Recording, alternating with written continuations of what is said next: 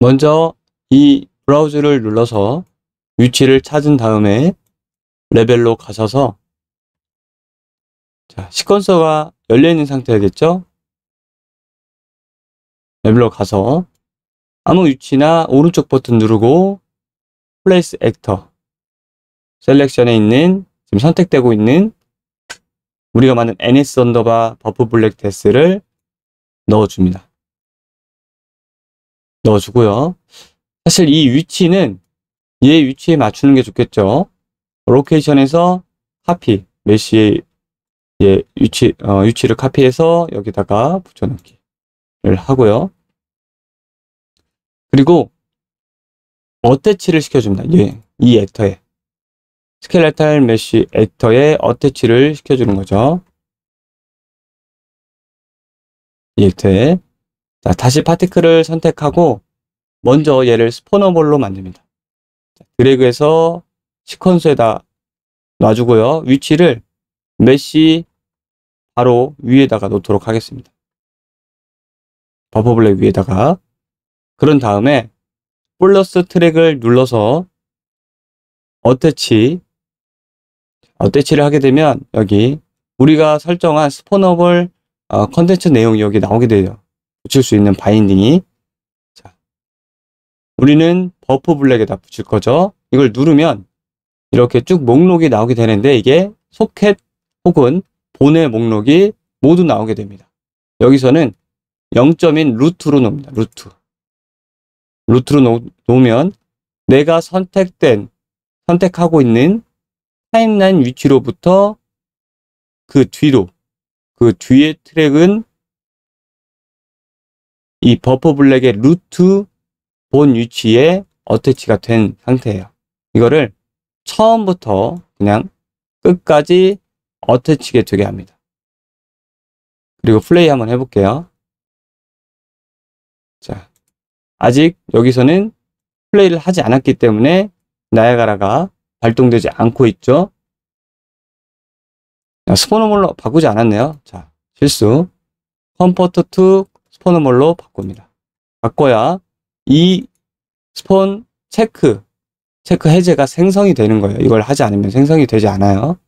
그래서 어디서 스폰 시작할 건지 맞기 시작해서 죽음이 나올 때잖아요. 요때쯤 되겠네요. 그렇죠? 요때쯤.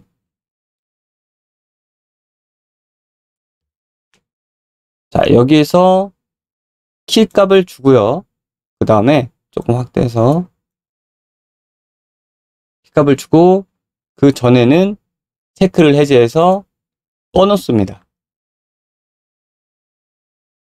그리고 그 앞에서 플레이를 해보는 거죠. 자, 뒷부분에 좀 나오고 있는데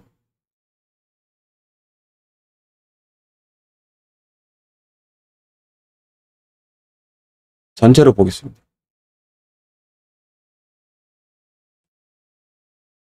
자, 지금 나오지 않고 있는데 이 부분을 확인을 해보려면 파티클이 나오지 않는 문제니까 나야가라 파티클로 가서 확인을 합니다. 자, GPU 스프라이트일 때에 파티클이 나오지 않는다면 대부분의 문제는 GPU 스프라이트일 때의 픽시드 바운드, 이 고정 바운드의 범위가 작아서일 경우가 많습니다. 자, 게임 플레이도 있지만 시퀀서에서도 플레이가 있죠. 이 플레이를 눌렀을 때의 동작하는 범위와 그리고 끝났을 때, 그러니까 편집 모드가 끝났을 때의 플레이가 되는 범위는 달라요. 나오게 되죠. 뒷부분이. 원래대로 놓고 이거는 지금 플레이를 누른 상태가 아니라 내가 직접 드래그해서 본 상태는 파티클이 나오는 걸 확인해 볼 수 있죠. 그래서 플레이가 되었을 때 제대로 나오려면 이 픽시드 바운드 크기가 굉장히 커야 됩니다. 지금은 이 거리감과 그 해당 오브젝트, 나야가라 오브젝트 위치에 따라서 나올 수도 있고 안 나올 수도 있는 크기예요. 이거를 픽시드 바운드 박스의 민 마이너스 1000, 맥스는 1000만큼 해서 많이 늘려주도록 하겠습니다. 자, 그 다음에 플레이를 해보면 네, 타이밍에 맞게 파티클이 나오는 걸 확인해 볼 수 있죠. 그래서 대부분 GPU 스프라이트를 썼을 때에 안 나오는 대부분의 문제는 이 픽시드 바운드, 고정 바운드의 바운더리 넓이가 좁아서일 경우가 되게 많습니다. 나야가라 뿐만이 아니라 캐스케이드도 마찬가지예요. 같은 형태로 진행이 됩니다. 자, 여기서는 뒷부분까지 열어서 파티클이 사라지는 것까지 확인할 수 있게 해야겠죠. 이 뒷부분이 지금 여기서 끝나는데 애니메이션 자체가 여기서 끝나네요. 여기서 사라져서 여기서 사라지는데 여우는 계속 남으니까 이 메쉬 자체는 사라진 이후에 완전히 다시 나타나지 않고 사라져야 되는데 여기서 다시 나타나잖아요. 그렇죠? 그래서 여기서 사라진 이후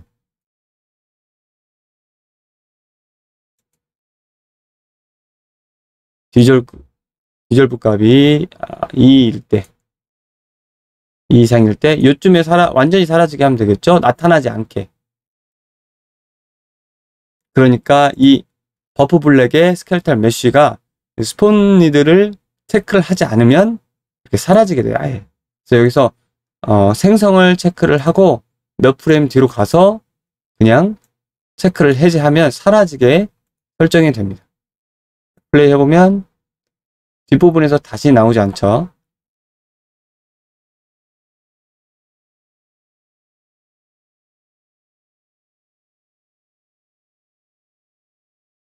자, 여운을 더 볼 수 있게 뒤로 더 빼볼게요. 나야가라 파티클 시간을 지금 제가 좀 길게 놨는데, 자, 이 파티클 시간도 굉장히 중요합니다. 여기서 꼭 알고 넘어가야 될 게 이미터 스테이트의 루프 두레이션 그리고 이니셜라이즈 파티클의 라이프 타임의 구분점이에요. 이 개념이 굉장히 여러분들이 많이 헷갈려 해서 다시 한번 설명을 드리자면 이미터 스테이트, 즉 이 이미터 시스템에서 파티클을 몇 초 동안 뱉어낼 거냐라는 의미예요. 그게 듀레이션이에요. 듀레이션. 그 듀레이션 시간이 1초에 1초. 여기서는 루프 비헤비어는 원스면 루프를 하지 않고 1초 동안 반복하는 거예요. 1초 동안 10만 개의 파티클 개수를 1초 동안 순차적으로 나눠서 뿌려주는 거죠. 자, 이 구간이 1초라고 할게요. 1초. 그러면 자, 이 텀들이 이렇게 1초 동안의 구간이 10만 개가 한 번에 뿌려지는 게 아니라 예를 들면 만 개가 하나, 둘, 셋, 넷, 다섯, 여섯, 일곱, 여덟, 아홉, 10번 정도로 1초 동안 나눠서 분사가 되는 거예요. 나눠서 정확히는 10번이 아니라 프레임별로 나눠주겠죠. 1초 동안 1초가 지나가는 동안에 그렇죠? 이게 1초 동안 이 기간 동안에 파티클이 생성되는 걸 확인해 볼 수가 있죠. 자, 조금씩 나오죠? 계속 생성이 되죠? 자, 이거를 이니셜라이즈 파티클은 이 이미터에서 파티클을 계속 100개 하고 그 입자, 각계 입자 하나하나의 유지 시간, 라이프 타임이 여기에 꽂히게 되는 건데 이 시간을 제가 짧게 해볼게요. 0.2초로. 그리고 이거를 플레이 해보면 1초 동안 나타났다가 사라졌다, 나타났다, 사라졌다를 반복하다가 듀레이션 1초 구간이 지나면 이후에 이제 더는 스폰을 하지 않는 거죠. 자, 이미터 스폰. 여기 이미터 스테이트는 이미터를 스폰하는 시간이에요. 1초 동안 계속 뱉는 거예요. 그러니까 얘가 이 메쉬의 위치가 계속 움직여도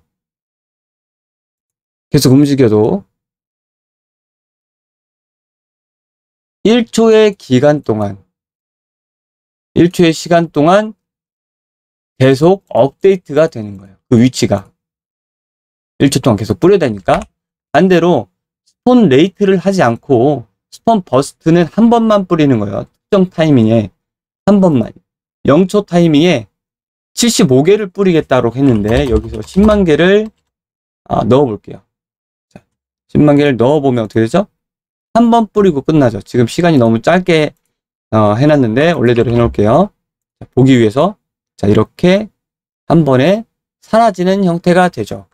우리가 보기에는 이 형태가 굉장히 합리적으로 보일 수 있어요. 왜냐하면 이렇게 한 번 딱 나와서 멋지게 사라지는 형태가 되잖아요. 이거는 움직임이 없을 때는 가능하죠. 그렇지만 이 형태가 이렇게 애니메이션, 죽음 애니메이션이 나오면서 나오는 형태가 됐을 때는 이렇게 되는 거죠.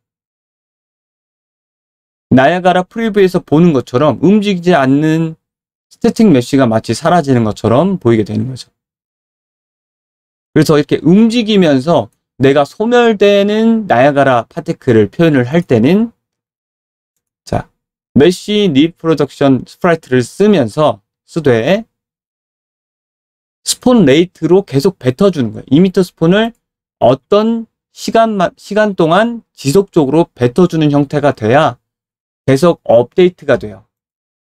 이 메쉬의 위치, 면의 위치가 업데이트가 되기 때문에 이런 형태로 뿌려줘야 됩니다. 스폰 한 번에 뿌려지는 형태는 스태틱 메쉬에는 어울릴 수 있어요. 따라가지 않는다는 거죠. 그래서 1초 동안 계속 뱉고 얘를 줄이고 0.5초로 해볼게요. 0.5초로 하고 처음처럼 10만 개를 0.5초에 뱉어볼게요. 이렇게 다시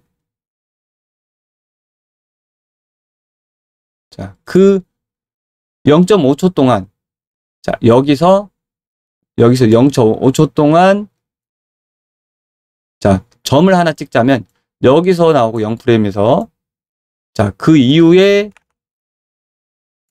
지점이 또 여기서 나오고 그 이후에 지점이 또 여기서 나오고 그 기간이 0.5초 동안 업데이트가 되는 거예요.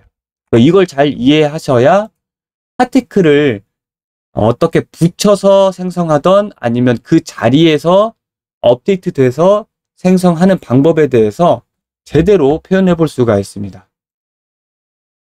자, 이 부분은 계속 헷갈릴 수가 있기 때문에 여러 번 설명을 또 드릴 거예요. 자, 루프 듀레이션으로 어떤 시간 동안 계속 매 프레임 업데이트가 되게 할 수 있어요.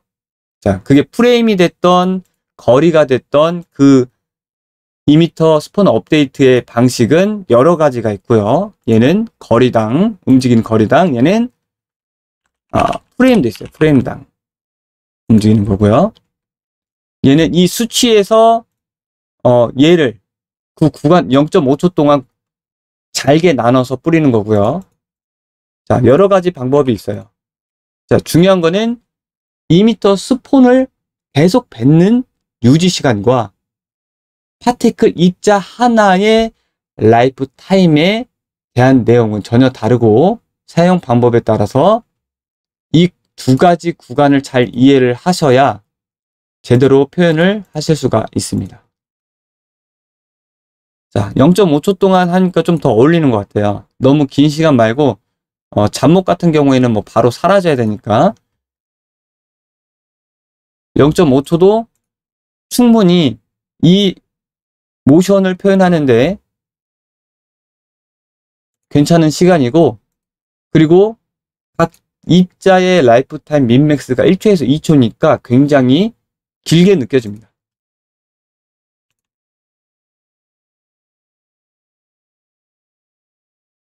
자, 정면에서 한번 보겠습니다. 이렇게.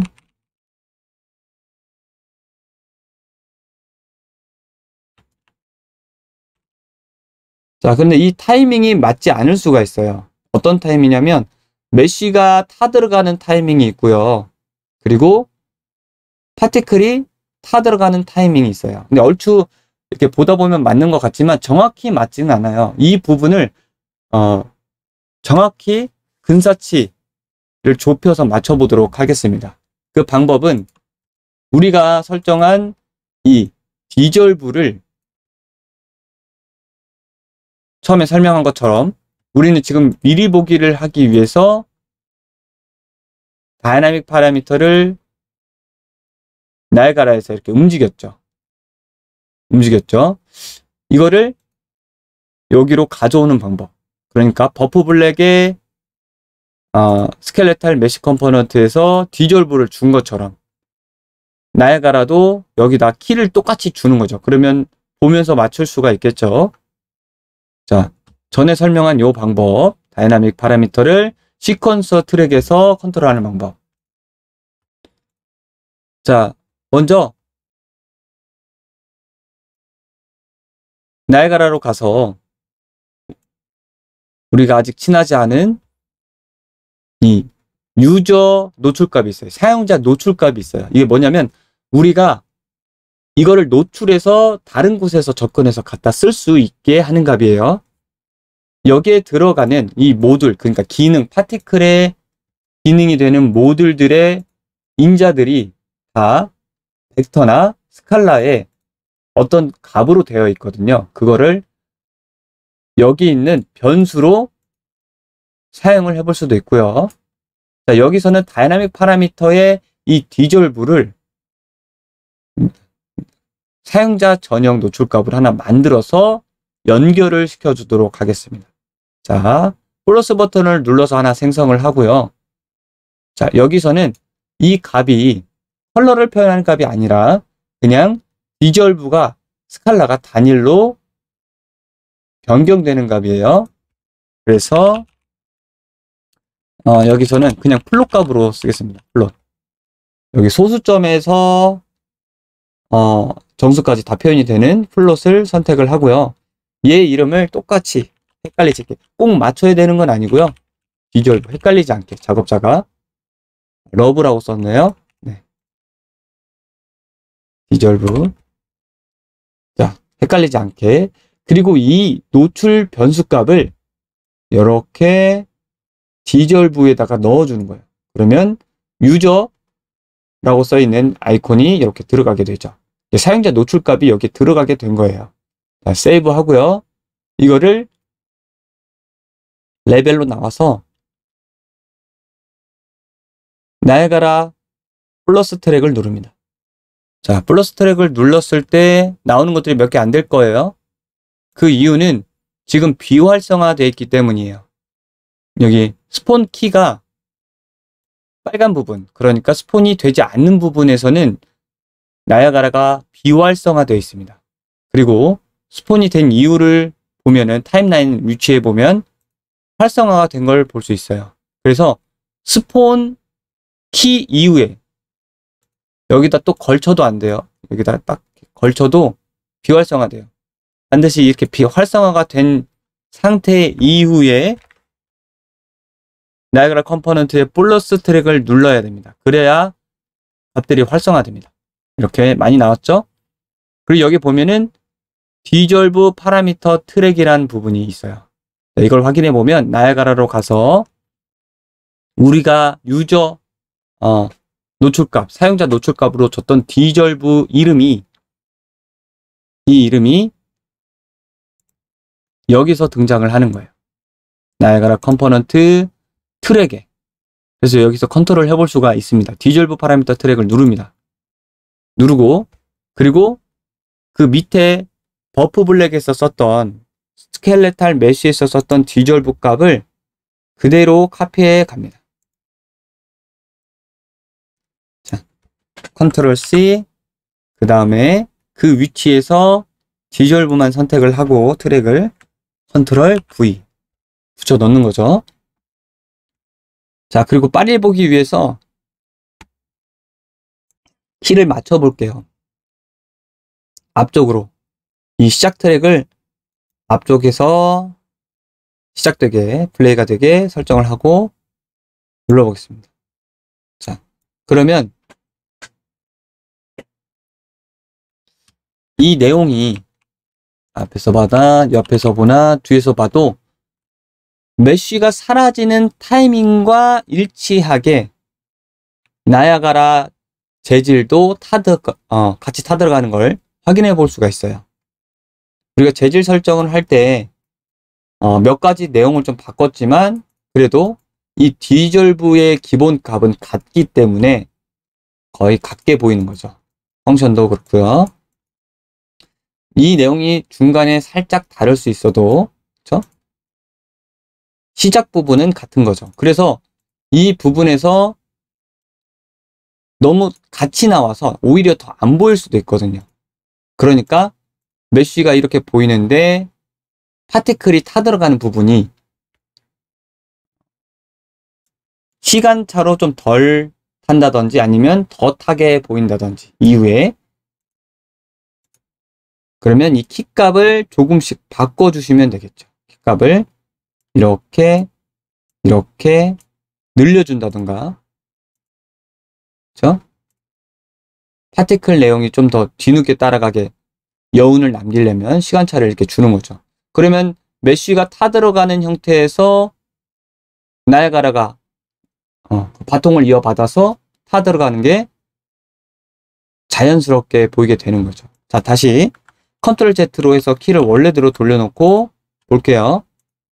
자, 요거랑 바로 사라지는 것과 그리고 얘를 뒤쪽으로 당겨서 키 간격을 늘려서 시간차 딜레이를 줘서 좀 유지되게 하는 것과 확실히 더 부드럽게 느껴지죠.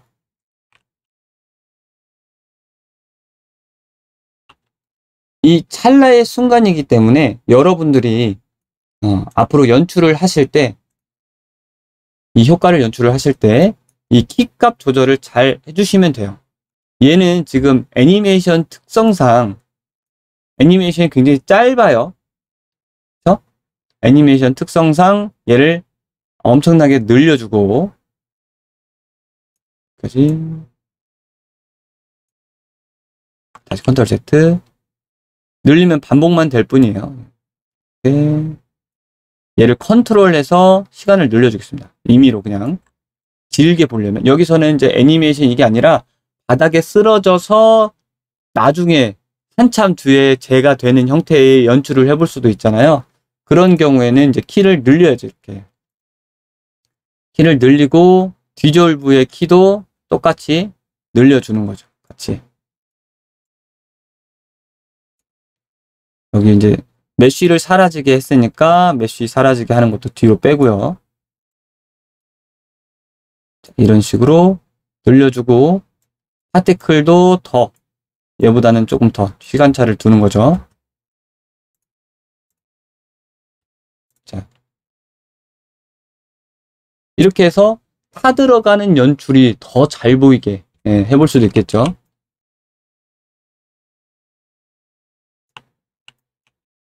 자, 그리고 여기서 디테일하게 조금 만져볼 수 있는 게 내가 이 나야가라 2m 즉 이 파티클이 업데이트 되는 부분이 0.5초 유지가 되는데 얘가 바라보는 방향 그러니까 움직이는 방향 있잖아요. 메쉬가 움직이는 방향으로 퍼져나가는 걸 볼 수가 있어요. 그래서 이렇게 보면은 메쉬가 고개를 얘가 이렇게 나가니까 파티클도 이렇게 나가는 걸 볼 수가 있죠. 그 움직이는 방향성으로 좀 퍼져나갑니다. 0.5초마다 이제 체크를 해서 여기서 나오는 파티클, 여기서 나오는 파티클, 여기서 나오는 파티클이 조금씩 다른 거죠. 그래서 이렇게 처음에 움직임이 격렬할 때는 이렇게 퍼져나가다가 뒤에서는 움직임이 좀 적잖아요. 고개 움직임을 보면 격렬하게 움직이다가 그래서 이 값이 이렇게 퍼져나가는 형태예요. 그래서 이 퍼져나가는 형태와 우리가 준 컬러이즈 포스나 엑셀레이션 포스, 다른 벨로시티나 포스의 힘들을 잘 생각해서 넣으셔야 돼요. 얘를 만약에 둘 다 빼볼게요. 둘 다 빼면 자, 제자리에서 이렇게 나오겠죠. 제자리에서. 그쵸? 완전 제자리. 움직임이 없으니까요. 그쵸? 그렇지만 머리 부분은 굉장히 이렇게 퍼져 나가는 걸 볼 수 있어요. 이쪽으로 퍼져 나가죠. 머리 부분은.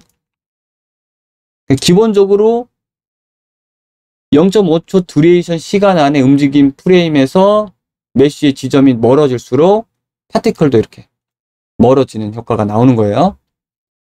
자, 그래서 이 부분에서 이제 고려를 해서 만드는 거죠. 나는 제자리에 남기고 싶어.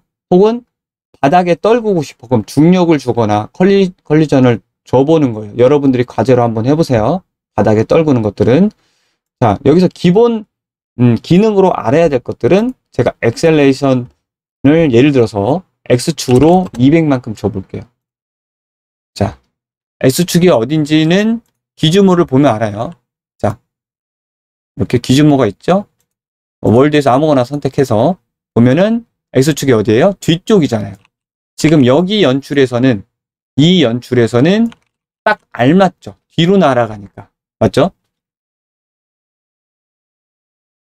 스킬의 진행 방향, 히트의 진행 방향이 이렇게 갖고, 우리 맞는 퍼져 나가는 것도 뒤쪽으로 퍼져 나가는 게 맞죠? 자연스럽게. 그렇지만 이거는 시퀀스에서만 써야 돼요. 시퀀스에서만. 얘를 만약에 실제 게임에서 플레이 되는 형태로 된다면 이렇게 나오지 않고요. 얘가 여길 쳐다볼 수도 있잖아요. 그쵸? 여길 쳐다볼 수도 있어요. 그럼 이렇게 뒤쪽으로 가는 거예요. 자, 그걸 염두에서 하시면 되고요. 마찬가지로 얘는 좀 줄이고, 펄 노이즈도 움직이는 형태에서 노이즈 움직임이 추가가 되는 거예요. 얘를 알아볼 수 있게 20에 얘 세기를 좀 높여줄까요? 2000만큼.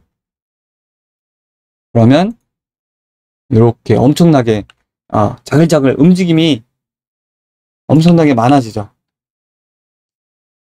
이 움직임이 굉장히 많아지기 때문에 요거는 좀 어울리지가 않죠. 맞는 방향에.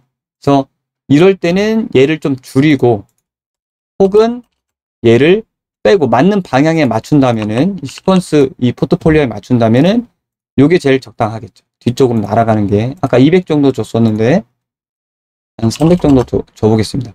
뒤쪽으로 나가면서 위쪽으로 올라가는 형태가 되겠죠. 이렇게. 자, 너무 날아가니까 이 부분에서 이제 조절을 디테일하게 해주시는 거.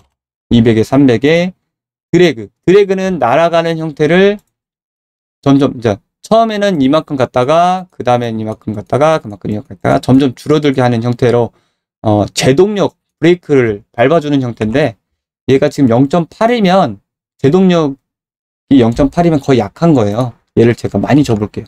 2에서 4까지. 그러면 제동력이 많이 걸립니다. 다시 네, 이렇게 뒤로 나가는 게 거의 슬며시 나가죠. 여기는 1에서 2로 줄여볼게요. 1에서 2. 이 정도가 적당하겠네요. 그렇죠? 자, 사실 타격감을 살리기 위해서는 맞자마자 1초 안에 바로 사라지는 게 타격감에는 훨씬 도움이 돼요. 그러니까 예를 들어서 이 연출을 보여주기 위한 포트폴리오다라고 하면은 더 길게 자세히 보여주는 게 좋고요. 그렇지 않고 나는 이 마법사의 발사체의 위력의 타격감을 보여주겠다라고 하면은 오히려 짧게 퍼져서 사라지는 거를 하는 게 포트폴리오에 도움이 되겠죠. 얘가 주인공이다 그러면 길게 하고요. 그게 아니고 얘가 쏘는 스킬이 주인공이면 얘는 더 짧게 만드시는 게 훨씬 타격감에 도움이 됩니다. 자, 그 상황에 따라서 여러분들이 맞춰서 만드시면 되는 거죠. 예, 줄여서요. 트랙도 줄이고. 자, 얘도 다시 컨트롤 시간 표시가 나와서 다시 줄여주겠습니다. 여기까지 줄여주고 파티클도 여기에 맞춰서 살짝 딜레이 있게 시간차로 줍니다. 자, 맞자마자 빛이 나고 사라지는 형태. 우와.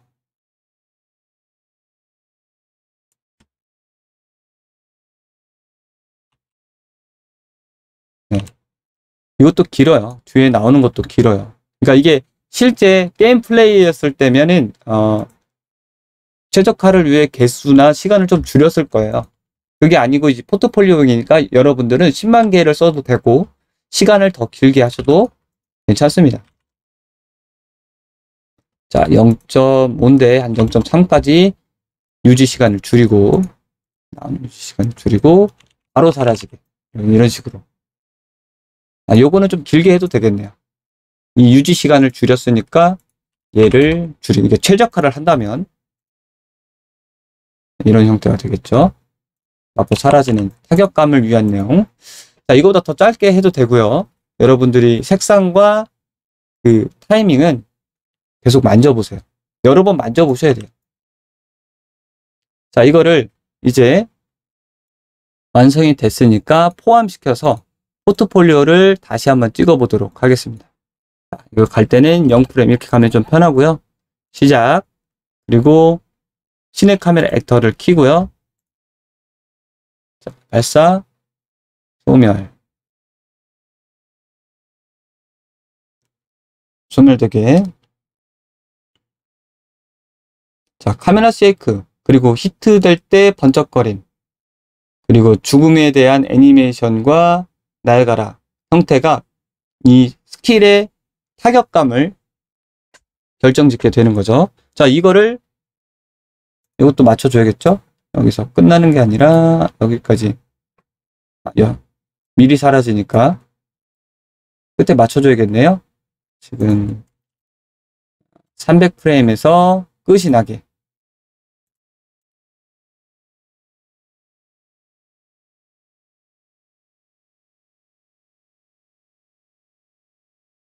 자, 맞추고 저장. 혹시 모르니까 반드시 모두 저장하셔야 돼요. 저장하고 얘도 렌더를 걸어보도록 하겠습니다. 자, 파일 이름은 ASQ 시퀀스의 약자 word prj02번으로 하겠습니다. 이거 파일 네임은 여러분이 원하시는 내용으로 하시면 돼요. 저는 그냥 시퀀스 이름이랑 똑같이 했습니다. 이렇게 퀄리티 100 체크되어 있고 60프레임에 1920, 1980으로 했고요. AVI로 했습니다. 자, 캡처. 자, 캡처가 완료가 됐고요. 자, 이 내용은, 이 포트폴리오는 이 죽음을 연출하기 위한 내용이 아니라 이 스킬의 위력을 보여줄 포트폴리오인 거죠. 그렇죠?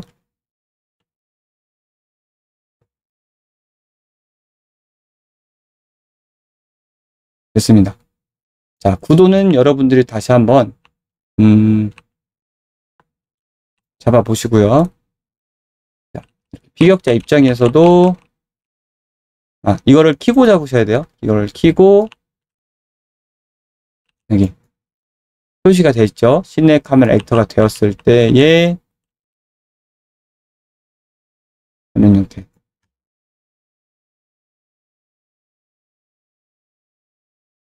좀 위에서 볼까요? 네. 이런 형태가 되겠죠. 자, 이거를 멈춰서 이동하시는 게 좋아요. 자꾸 업데이트 되니까.